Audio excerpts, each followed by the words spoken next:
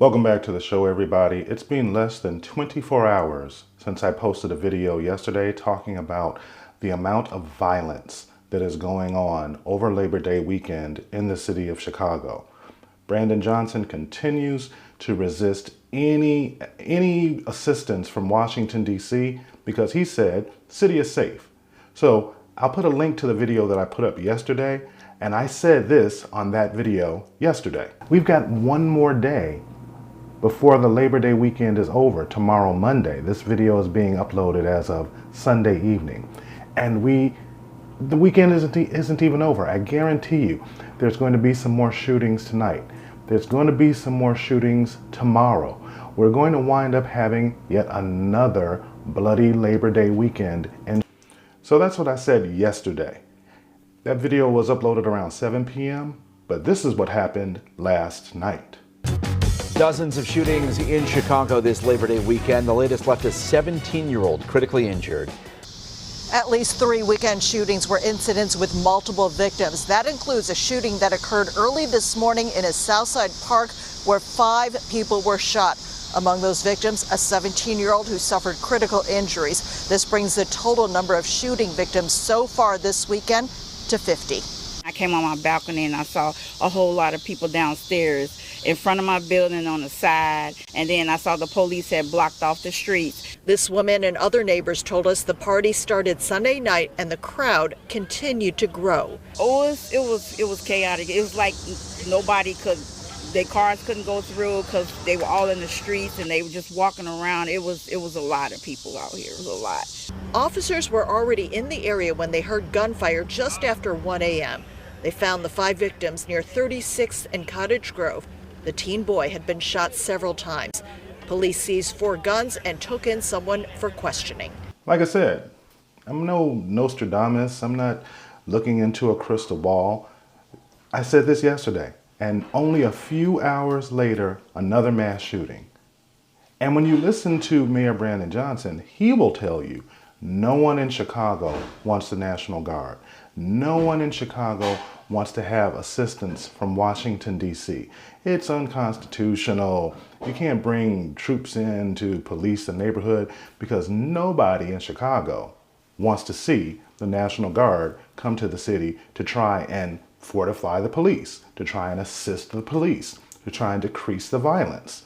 But take a look at this. Chicago's Mayor Brandon Johnson, very unpopular, saying this, quote, "I urge our federal government to listen to the advocates, experts, and Chicagoans who are calling for resources that stop the endless flow of guns, and as well as transformational investing in housing, education, mental health, and community safety. These are the same investments that are leading to historic reductions in crime and violence throughout the recent years." But take a look at this timeline over the weekend where the city saw 36 shootings that left 6 people dead. That's progress. We're joined now by Kata Truss. She's a longtime Chicago resident and community roundtable director. So what the mayor's pointing to is murder being down 50%, robbery being down 50%. But there are some really disturbing numbers when it comes to carjacking and other areas, like burglary being up, felony theft being up 46%, misdemeanor theft up 61%, and motor vehicle theft 80%.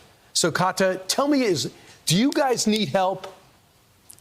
We absolutely need help, and I've been a Chicago resident all my life. I live in the Austin community where I've lived for the last 40 years.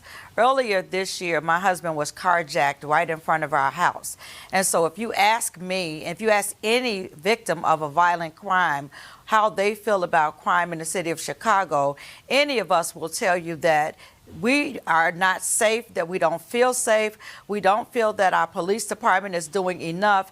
And whether it's because of resources or the amount of money that the city is spending or has to spend on violence prevention, I can't necessarily speak to that. I'm sure that more money would help, but I'm not even sure if I want to see more money come here, considering the misuse of the monies that this government has had thus far.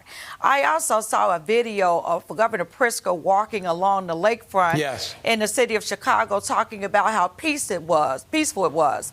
But I urge him, walk down 79th Street, walk down Chicago Avenue, walk down Central Avenue where I live, and then tell me that you feel the same way. Or more importantly, Governor Pritzker and Brandon Johnson both have security details. If Chicago is so safe, as I heard Brandon Johnson say a couple of weeks ago, Chicago was one of the safest cities in America, why do you have a security detail? Why don't you get rid of it? You know, Brandon Johnson was a strong component for defunding the police before he became mayor.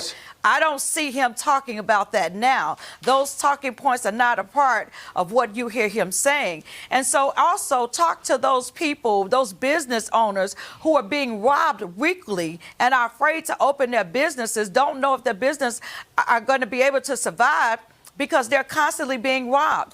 Ask those people how they feel about crime here in Chicago. Ask those 3 senior citizens who were gunned down in front of their senior building a couple of weeks ago, how they feel about violent crime in the city of Chicago. And so for our elected officials to stand and to say that the city is safe and that the crime is not that bad is a myth. Also, I looked at a study. Yeah. She just dropped off. We're going to get her back in a second. She doesn't even need me here. I could understand how excited and how upset she is when someone says everything's safe and your husband was carjacked a few weeks ago. Someone says someone's safe. Take a look at this.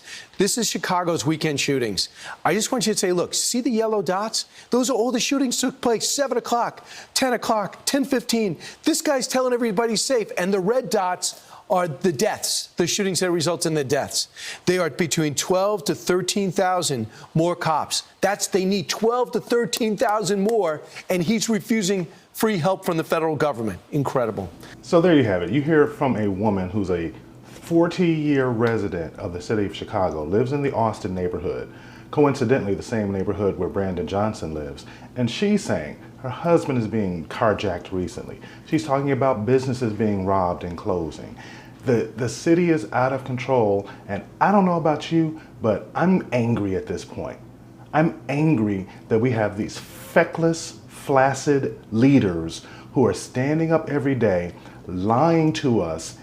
They're just blatantly looking you in your face and telling you, don't believe your lying eyes. When are we as citizens going to stand up and tell these people whom we have elected, whom we are paying, who are not protecting us, when are we going to tell them enough is enough?